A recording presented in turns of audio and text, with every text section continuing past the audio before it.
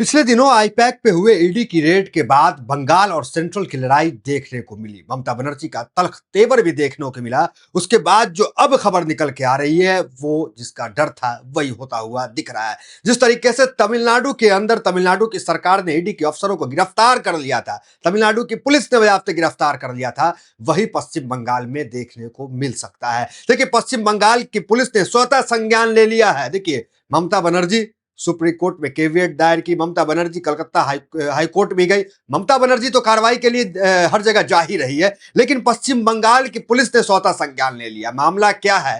देखिए, ये तो आपको पता है कि आईपैक का मामला, आईपैक पे ईडी ने रेड किया, 6 सीआरपीएफ के साथ रेड किया, ये तो मामला है। लेकिन लूप होल क्या है? ईडी ने क्या लूप होल को छोड़ दिया ऐसा जिससे स्वतः संज्ञान बंगाल पुलिस ने ले लिया और बंगाल पुलिस गिरफ्तारी के लिए दिल्ली तक को निकल गई है। देखिए, क्या है मामला, पूरा आपको बताते हैं। देखिए, बड़ा लूप होल ईडी ने छोड़ के चली गई बंगाल से। क्या लूप होल छोड़ी?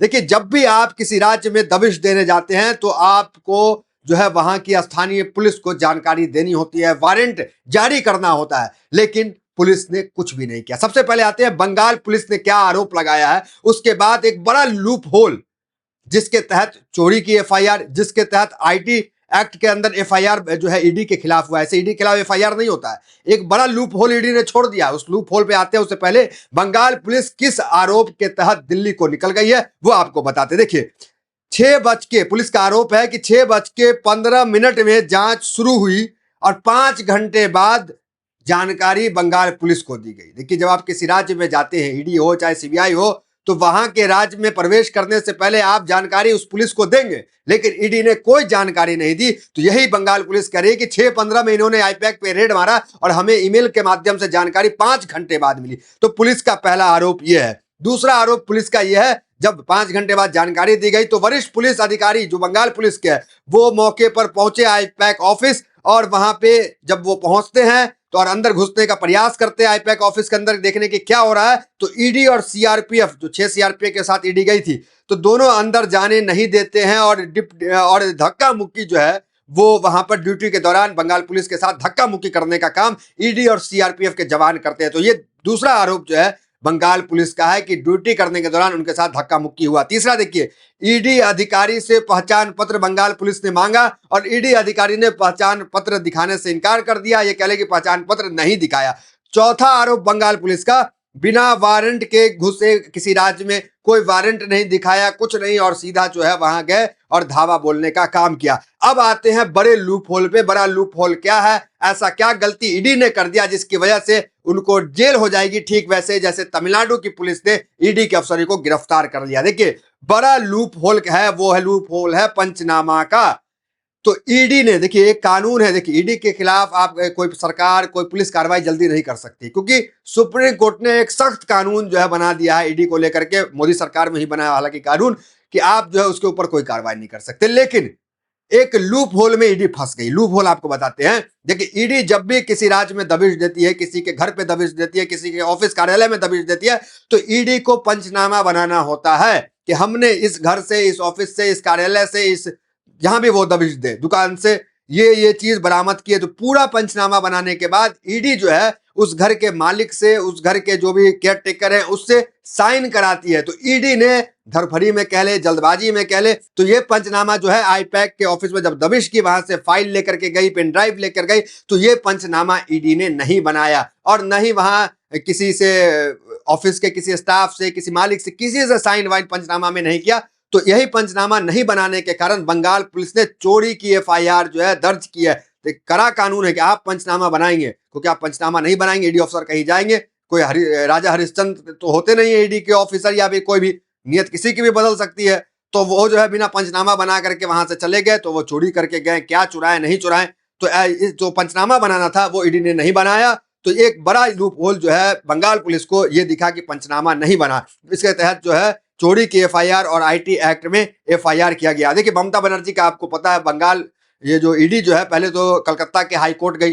कलकत्ता के हाई कोर्ट में ईडी की एक नहीं चली, आपको ये पता है, क्योंकि वहां पे जो वकील थे, ममता के समर्थक थे सारे, और सारे वहां पहुंच गए और जो सुनवाई जो है वहां पे हो नहीं पाया। ईडी जो है फिर जो है सुप्रीम कोर्ट गई, लेकिन सुप्रीम कोर्ट जैसे ईडी पहुंचे उससे पहले ही ममता बनर्जी पहुंच जाती हैं और केवीएट। देखिए ममता बनर्जी को सक्रियता को बड़ा दाद देना पड़ेगा, हालांकि उम्र उनकी ज्यादा हो गई है, लेकिन फिर भी कितनी सक्रिय हैं कि बंगाल जब वो ईडी कलकत्ता हाई कोर्ट गई तो ममता उससे पहले पहुंच गई, ईडी जो है सुप्रीम कोर्ट गई ममता उससे पहले पहुंच गई और ममता ने केवीएट दायर कर दिया। देखिए केवीएट क्या होता है कि जब सुप्रीम कोर्ट कोई राज्य सरकार के खिलाफ कोई संस्था जाती है तो अगर आप केवीएट पहले दायर कर देते हैं तो सुप्रीम कोर्ट को सरकार का पक्ष सुनना ही पड़ेगा, बिना सुने वो फैसला कुछ नहीं सुना सकते हैं।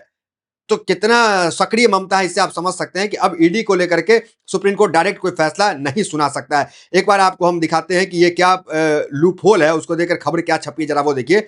ईडी ने पंचनामा नहीं बनाया तो क्या होगा? अगर ईडी ने कोई कागज उठाया और उसका जिक्र पंचनामा में नहीं किया तो तकनीकी रूप से उसे अधिकृत माना जा सकता है, अनधिकृत माना जा सकता है।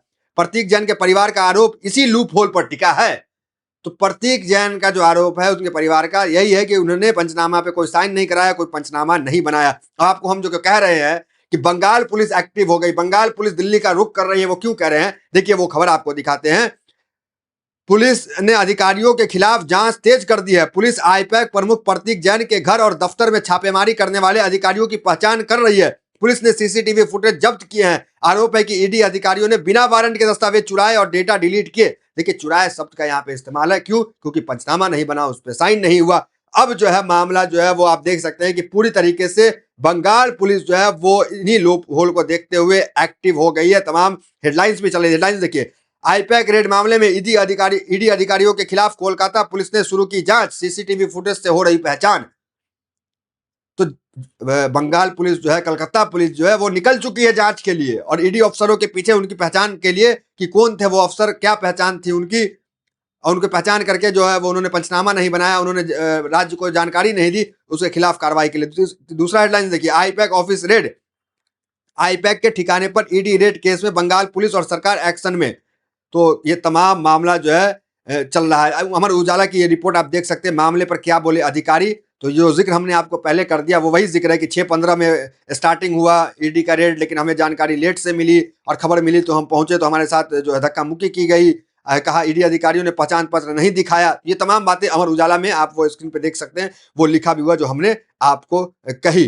तो बंगाल पुलिस जो है इन्हीं तमाम लूप होल्स को देखते हुए ईडी के अफसरों के ऊपर जो है दबिश बनाए हुई है। देखिए पहली बार नहीं है कि ईडी के अफसर गिरफ्तार अगर होते हैं तो पहली बार नहीं है, कई राज्य में इस तरह से देखा गया है कि पुलिस ने ही गिरफ्तार कर लिया है। और ईडी और बंगाल की लड़ाई, सेंट्रल और बंगाल की लड़ाई तो काफी वक्त से चल रहा है। तो फिलहाल इस वीडियो में इतना, मिलता है वीडियो मेरे साथ। बहुत बहुत धन्यवाद।